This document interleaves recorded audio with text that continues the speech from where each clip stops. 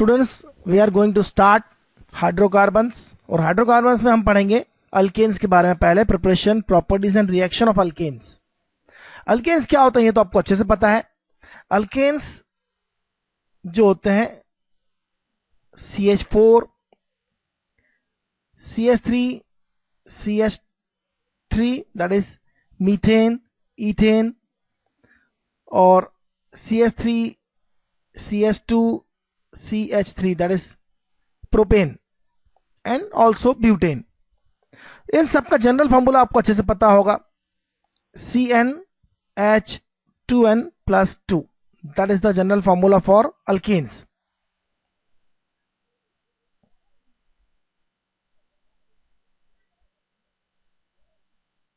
General formula of alkanes, obviously n is an integer, no problem at all. लेकिन जहां तक preparation की बात है, अल्केन्स को प्रिपेयर करने में हमारे से बड़ा जो है वह ईश्वर है। उन्होंने अल्केन बहुत अमाउंट में दिया है हमें। आपने सुना होगा, अच्छे से सुना होगा, CNG that is compressed natural gas, जो नेचुरली मिलता है, अंडरग्राउंड माइनिंग के बाद मिलता है कॉम्प्रेस्ड नेचुरल गैस। यह बेसिकली मीथेन और इथेन का मिक्सचर है। मेन कंपोनेंट इसमें मीथेन है, CH4 + C2H6 that is mixture of this two majorly. इसी तरह से आप घर में जो यूज करते हैं LPG that is liquefied petroleum gas, यह प्रोपेन और ब्यूटेन का मिक्सचर है।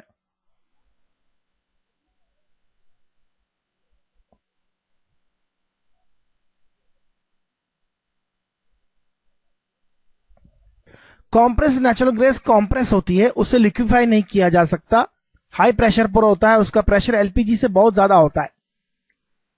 LPG का 20 मेगा पास्कल होता है, इसका उससे भी 5 से 10 गुना तक हो सकता है प्रेशर। लेकिन LPG जिसमें लॉन्गर चेन है हाइड्रोकार्बन्स की, प्रोपेन, ब्यूटेन एक्सेट्रा, उसमें आपको पेट्रोलियम गैस जो है वो आसानी से लिक्विफाई हो जाती है प्रेशर के कारण। तो हम देखेंगे इनकी फिजिकल प्रॉपर्टी में, इस बात को हम देखेंगे। लेकिन प्रिपरेशन की बात है तो हमें नेचर में काफी अमाउंट में मिलता है, लेकिन लेबोरेटरी में प्रिपरेशन के मेथड्स हम देखेंगे एक के बाद एक। और जहां तक नॉमेनक्लेचर और आइसोमेरिज्म की बात है तो वह तो हम बेसिक ऑर्गेनिक केमिस्ट्री में पढ़ चुके हैं। अल्केन्स के लिए भी वही सब आइसोमेरिज्म्स और आपको मिलेगा आइसोमेरिज्म देखने को, और साथ ही साथ नॉमेनक्लेचर तो हम अच्छे से पढ़ ही चुके हैं। तो यहां हम प्रिपरेशन देखते हैं अल्केन्स के लिए। तो आइए देखते हैं preparation for alkanes. First method जो है वह हम देख रहे हैं from unsaturated hydrocarbons. Unsaturated hydrocarbons कौन से होते हैं? जिनमें डबल बॉन्ड होता है, जैसे अल्कीन्स और अल्काइन्स, जिसमें डबल और ट्रिपल बॉन्ड्स होता है। Carbon carbon double bond, carbon carbon triple bond, जो कि अच्छे से देख चुके हैं हम। This is the unsaturated hydrocarbons, जिनमें C डबल बॉन्ड C और C ट्रिपल बॉन्ड C मिलते हैं। प्रोसेस बहुत आसान है और बहुत ही जाने पहचाने कैटलिस्ट यहां यूज हो रहा है। This is ethene. इथीन का क्या होगा? यहां पर इथीन का हाइड्रोजनेशन होगा, और हाइड्रोजनेशन के बाद में आपको मिलेगा इथेन। साफ दिखाई दे रहा है। ऑर्गेनिक केमिस्ट्री में यही देखना होता है कौन से रिएक्टेंट है और कैटलिस्ट क्या होगा, यह बड़ी जरूरी बात है। बहुत ही जाना पहचाना प्रोसेस है ये। प्लैटिनम, पैलेडियम या निकल। निकल के केस में ज्यादा प्रेशर यूज करना होगा आपको। तो पैलेडियम, प्लैटिनम या निकल मेटल कैटलिस्ट की तरह यूज की जाती है। सरफेसेस कैटलिसिस में हमने इसे अच्छे से पढ़ा है, और इस प्रोसेस को कहा जाता है हाइड्रोजनेशन। आप साफ देख रहे हैं, ऑर्गेनिक केमिस्ट्री में यही देखने को मिलेगा आपको कि क्या प्रोसेस का नाम है और उस प्रोसेस में कैटलिस्ट क्या है, और यही पूरे ऑर्गेनिक केमिस्ट्री में आपको सीखना है। अगर यहां पर प्रोपीन है, propene that is CH3, CH double bond CH2, उसका भी हाइड्रोजनेशन के बाद में आपको कैटलिस्ट हमारे यही होंगे। हाइड्रोजनेशन के लिए कहीं भी आप देखें, हाइड्रोजनेशन के लिए कैटलिस्ट यही होंगे। डबल बॉन्ड चाहे किसी दूसरे कंपाउंड में है, वहां भी हाइड्रोजनेशन इन्हीं कैटलिस्ट के थ्रू किया जाता है और आपको डबल बॉन्ड की जगह पर हाइड्रोजन ऐड कर दी जाती है। Process is basically hydrogenation. Hydrogenation process का नाम है, उसका कैटलिस्ट आप देख चुके हैं। आप प्रोपाइन भी लेंगे तो प्रोपेन मिलेगा। अगर आप प्रोपाइन लेते हैं, this is propyne,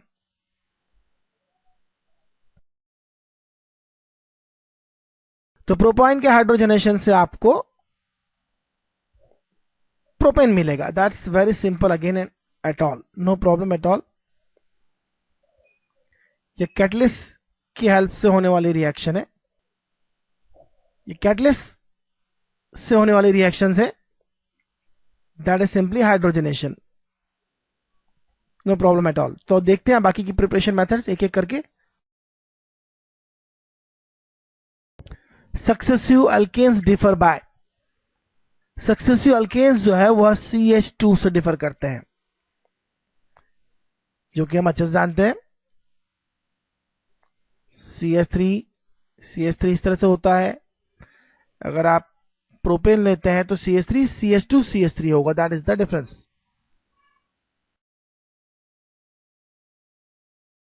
second method includes reduction of alkyl halides, that is called reduction of alkyl halide. In fact alkyl halide जो है वह काफी जनरल सबस्ट्रैक्ट है, जिसके रिडक्शन, ऑक्सीडेशन, डिस्प्लेसमेंट, सब्स्टिट्यूशन, इन सबसे आपको नए नए सारे कंपाउंड मिलते हैं। और अल्काइल हैलाइड का जनरल नोटेशन है RX। यहां रिडक्शन के लिए क्या यूज होता है यह हमें देखना है।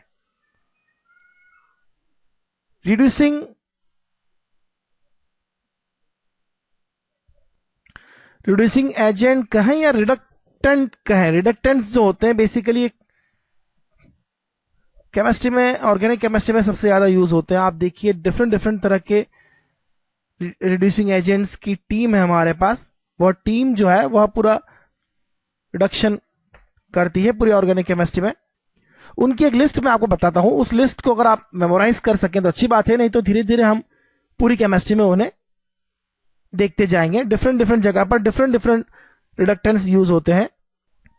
जैसे जिंक कॉपर कपल होता है, मेटेलिक कपल होता है, इसके साथ में अल्कोहल यूज होता है। Alcohol, ethyl alcohol specially. और इसी तरह सोडियम के साथ अल्कोहल अगर यूज करेंगे आप, सोडियम इथाइल अल्कोहल यूज करते हैं तो भी आपको हाइड्रोजन मिलेगा और यह हाइड्रोजन रिड्यूसिंग एजेंट की तरह काम करेगा। साथ ही साथ जिंक HCl का कॉम्बिनेशन भी काफी फेमस है। आपको यहां भी हाइड्रोजन मिलेगा, फ्रेशली प्रिपेयर्ड हाइड्रोजन, और यह हाइड्रोजन रिड्यूसिंग एजेंट की तरह वर्क करेगा। इसके अलावा लिथियम एल्यूमिनियम हाइड्राइड, ये काफी स्ट्रॉन्ग रिड्यूसिंग एजेंट है, ये काफी स्ट्रॉन्ग है। कौन सा रिड्यूसिंग एजेंट कहां यूज होता है और किस लेवल तक का रिडक्शन कर सकता है, यह हमें पूरी ऑर्गेनिक केमिस्ट्री में सीखना ही होता है। एक प्रकार से सब जगह सभी यूज नहीं किए जा सकते। आपने डबल बॉन्ड को हाइड्रोजन ऐड किया वहां पर, एक प्रकार से वह भी रिडक्शन है, क्योंकि आपने हाइड्रोजन अगर ऐड किया तो वह रिडक्शन होता है। डबल बॉन्ड को रिडक्शन के लिए जो हमने पेयर यूज किया था, प्लेटिनम निकल एक्सेट्रा विथ हाइड्रोजन का,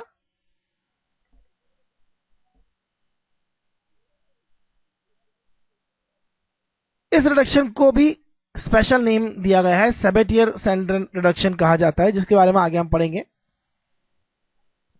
स्पेशली जब निकल की प्रेजेंस में हाइड्रोजनेशन होता है तो आपको हाई टेम्परेचर यूज करना होता है,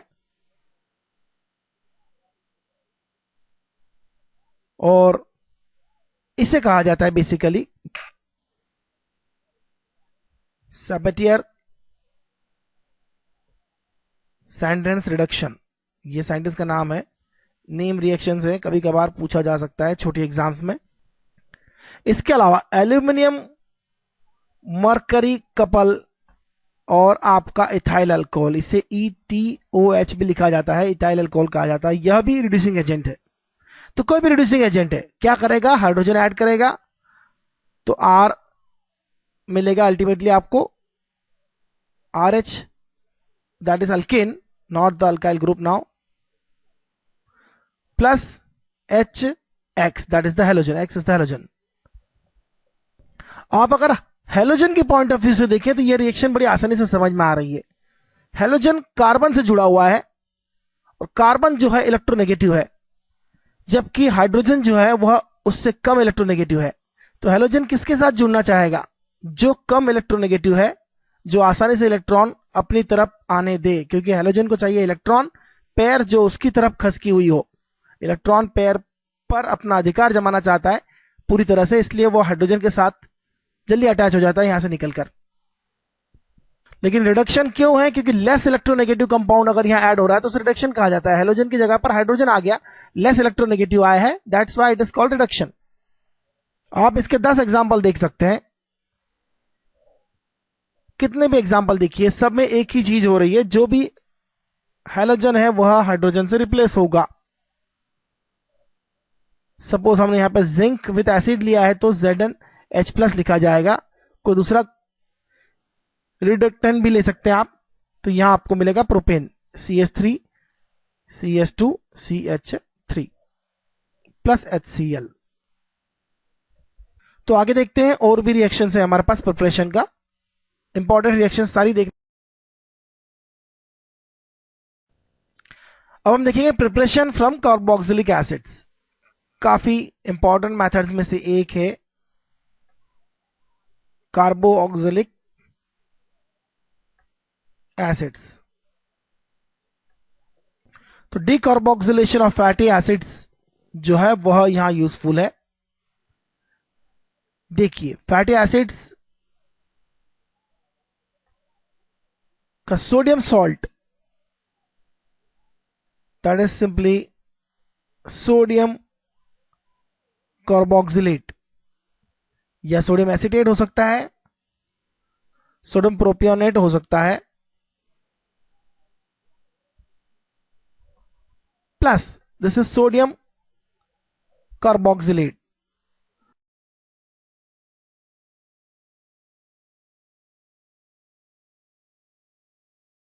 इसका जो रिएक्शन होगा सोडा लाइम के साथ होगा। सोडा लाइम मतलब NaOH और CaO, this is called soda lime. Soda, this is soda and this is lime. तो सोडा लाइम के साथ हीट अप करने पर, हीट अप मतलब this symbol, that means the heating, and it will give simple RH। आप देख सकते हैं यहां से COO चला गया, that's why it is called decarboxylation. This process is called, COO चले जाता है यहां से और आपको मिलता है Na2CO3। इस प्रोसेस को कहा जाता है डीकार्बोक्सिलेशन, दैट्स वेरी सिंपल, क्योंकि कार्बन और ऑक्सीजन यहां से निकाले जा रहे हैं इस कंपाउंड से, इसलिए इसे कहा जाता है डीकार्बोक्सिलेशन।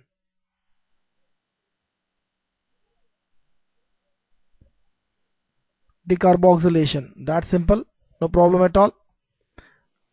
और यहां फैटी एसिड्स का हो रहा है, इसलिए decarboxylation of fatty acids.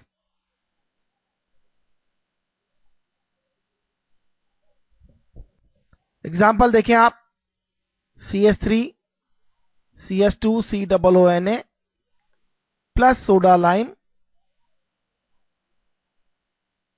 It gives C2H6 plus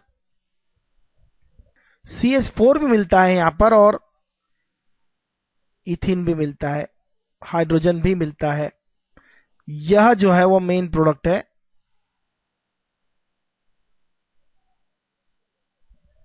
तो आगे देखते हैं हम, एक और ऐसा प्रोसेस मिलेगा हमें जिसमें डीकार्बोक्सिलेशन हो रहा है, लेकिन वहां पर चेन जो है लंबा होता है, यहां पर चेन लंबा नहीं हो रहा है, सेम लेंथ ऑफ चेन है, छोटी जरूर हो रही है। And that process is called Kolbe's electrolysis synthesis. CH4 methane is formed when sodium acetate is heated with soda lime. Yes, sodium acetate को अगर आप सोडा लाइम के साथ रिएक्ट कराएंगे, सोडा एंड लाइम, तो डिकार्बोक्सिलेशन होगा। डिकार्बोक्सिलेशन मतलब यह कार्बन ऑक्सीजन चले जाएंगे, यहां CH4 मिलेगा और Na2CO3 एक्सेट्रा मिलेगा। आयोडोमीथेन इज रिड्यूस्ड। आयोडोमीथेन अगर रिड्यूस करेंगे आप, और रिडक्शन का मतलब इलेक्ट्रोनेगेटिव एटम को निकालना और हाइड्रोजन ऐड अप करना, that is a reduction. Reduction देखा हमने किस तरह से हो रहा है, और इससे भी हो सकता है, इससे भी हो सकता है। Aluminium carbide reacts with water, ये रिएक्शन मैं आपको बताता हूं। Aluminium carbide Al4C3 reacts with water,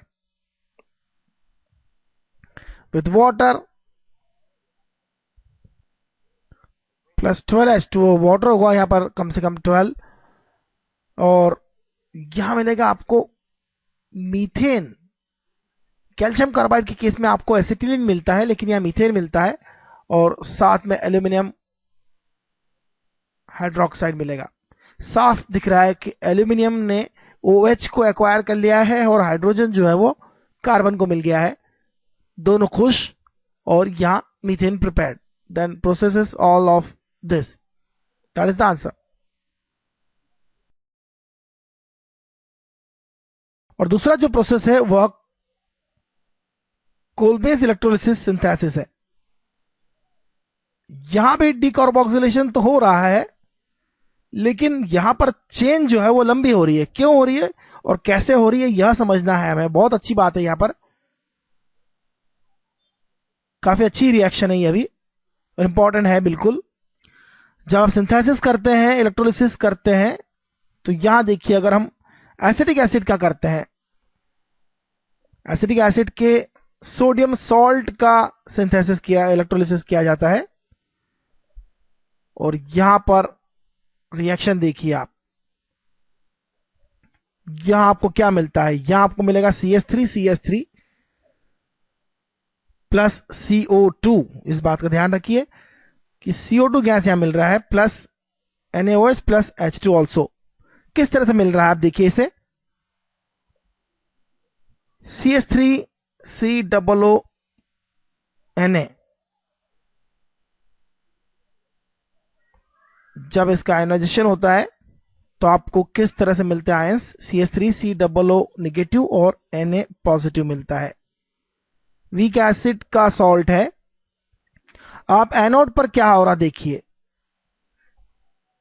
at anode, anode पर क्या होता है, एनोड पर 2CH3COO नेगेटिव को मिल जाते हैं कि इलेक्ट्रॉन निकाल लिए जाते हैं। इलेक्ट्रॉन जो है वह एनोड पर चले जाते हैं और आपको मिलता है फ्री रेडिकल्स। और यह जो फ्री रेडिकल्स हैं, ये फ्री रेडिकल आपस में रिएक्शन कर लेंगे।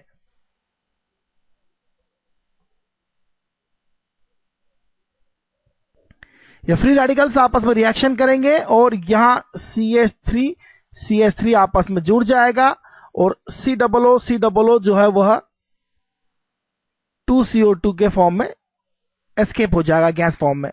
तो आप देख सकते हैं यह CH3 यहां पर एडअप हो गए। और कैथोड पर क्या हो रहा है, एट कैथोड, कैथोड पर सोडियम आयन डिपॉजिट होगा, इलेक्ट्रॉन्स उसे मिलेंगे, सोडियम मेटल एटम आपको मिलेगा, लेकिन वह इमीडिएटली वाटर से रिएक्ट करेगा। आपको पता है सोडियम वाटर के साथ इमीडिएटली रिएक्ट करेगा। NaOH NaCl का इलेक्ट्रोलिसिस आपने पढ़ा है, और वाटर के साथ रिएक्शन करने के बाद NaOH मिलेगा और H2 रिलीज होगा, नो डाउट अबाउट दैट। इसकी खासियत आप देखिए, हमेशा आपको अगर सिंगल सॉल्ट का आपने अगर इलेक्ट्रोलिसिस किया है, तो आपको इवन नंबर ऑफ कार्बन वाला हाइड्रोकार्बन मिलेगा। लेकिन आप यहां पर ऐसा भी कर सकते हैं कि एसिटिक एसिड का जो सॉल्ट है उसके अलावा प्रोपियोनिक एसिड के सॉल्ट को भी साथ में ले लें इलेक्ट्रोलिसिस में, तो आपको क्या मिलेगा? आपको फिर 3 कंपाउंड मिलेंगे, एक तो CH3 और इसके मिलने से, और एक CH3 के, और एक CH3 CH2 के मिलने से। तो कंपाउंड जो मिलेंगे आपको CH3 मिलेगा, प्लस CH3 CH2 मिलेगा, CH3 भी मिलेगा। इसे समझना बड़ा आसान है। आप देखिए यह CH3 जो है यहां भी है, यहां भी है, और यहां भी है, और CH3 CH2 जो है वह यहां से आपको दोनों जगह मिल रहा है, साथ में यहां भी मिल रहा है, क्योंकि फ्री रेडिकल्स बनेंगे, आपस में कनेक्ट हो जाएंगे वो। तो इन दोनों के रेडिकल्स आपस में, मिथाइल और इथाइल फ्री रेडिकल जो है वो आपस में मिलते जाएंगे।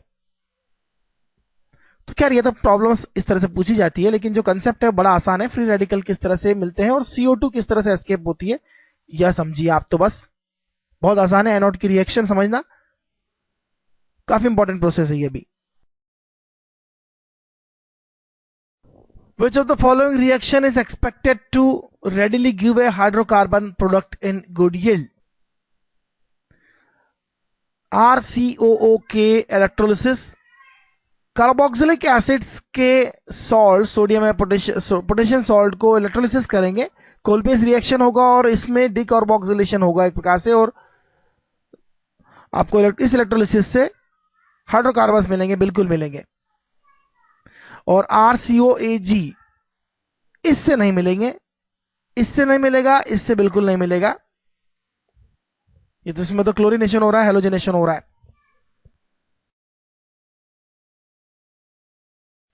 प्रिपरेशन में हम देखेंगे अब वुड्स रिएक्शन, यह भी इंपॉर्टेंट रिएक्शन है और इस रिएक्शन के बारे में सिलेबस में भी मेंशन है।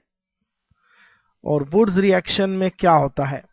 अल्काइल हैलाइड्स को एक प्रकार से आप लंबी चेन बना सकते हैं, अल्केन की लंबी चेन जिसमें इवन नंबर ऑफ कार्बन्स हो, जैसा कि आपने पहले देखा था कोलबे इलेक्ट्रोलिसिस में। अल्काइल हैलाइड अगर आप यूज करते हैं such that RBr, sodium metal use होती है, लेकिन सोडियम मेटल जो है वह कैसे यूज होती है यह भी मैं आपको बताना चाहूंगा। सोडियम मेटल जो है ड्राई ईथर में यूज की जाती है। ड्राई ईथर मतलब जिसमें वाटर नहीं है और उसमें सोडियम जो है वह रिएक्ट नहीं करता ईथर से, सोडियम ईथर से रिएक्ट नहीं करता। अगर ड्राई नहीं है तो उसमें वाटर होगा और सोडियम उस वाटर से रिएक्ट कर लेगा। तो ड्राई ईथर जो है वह मीडिया हो गया, उस मीडिया में आप सोडियम को रखेंगे और RBr भी उसमें डिसॉल्व हो जाएगा, और आपको क्या मिलेगा? यह दोनों किस तरह से ज्वाइन हो जाएंगे, लॉन्गर चेन ऑफ कार्बन मिलेगी आपको, और साथ में NaBr जो कि एक्सपेक्टेड था, एक इलेक्ट्रोपॉजिटिव और एक इलेक्ट्रोनेगेटिव। और खास बात है इस रिएक्शन की क्या है, this reaction can be proceed via ionic reaction और free radical reaction.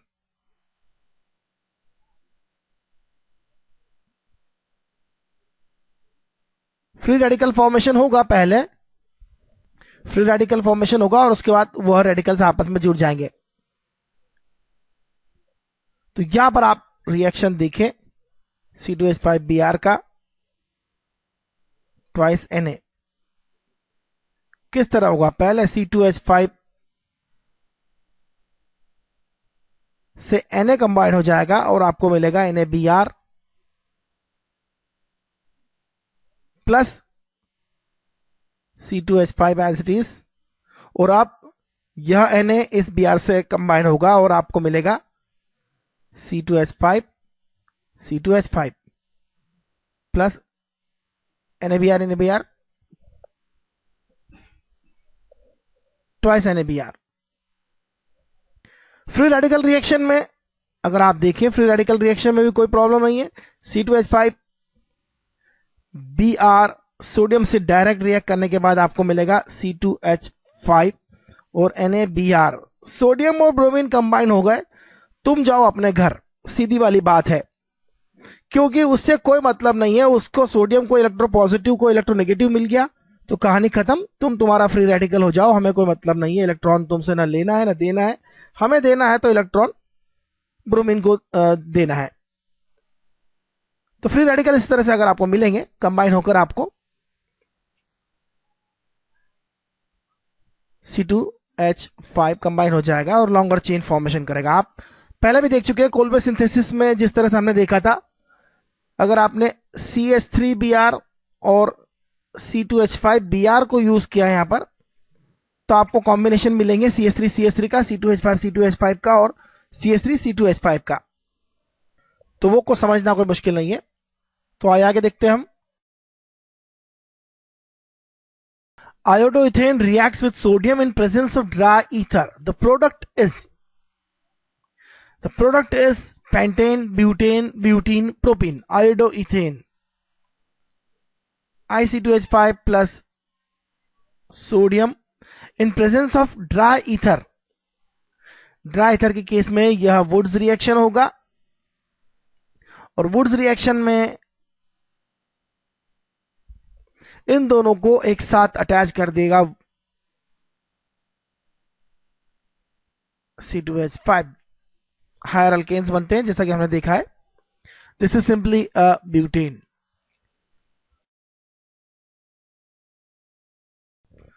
A reaction between methyl magnesium bromide, that is CH3 MgBr and ethyl alcohol gives ethyl alcohol। अगर आप इसे देखें तो C2H5OH होगा। यह मिथाइल मैग्नीशियम ब्रोमाइड, इसे कुछ इस तरह से लिखा जाए तो ज्यादा अच्छा रहेगा। यह मिथाइल यहां हाइड्रोजन से कनेक्ट हो जाएगा सबसे पहले तो,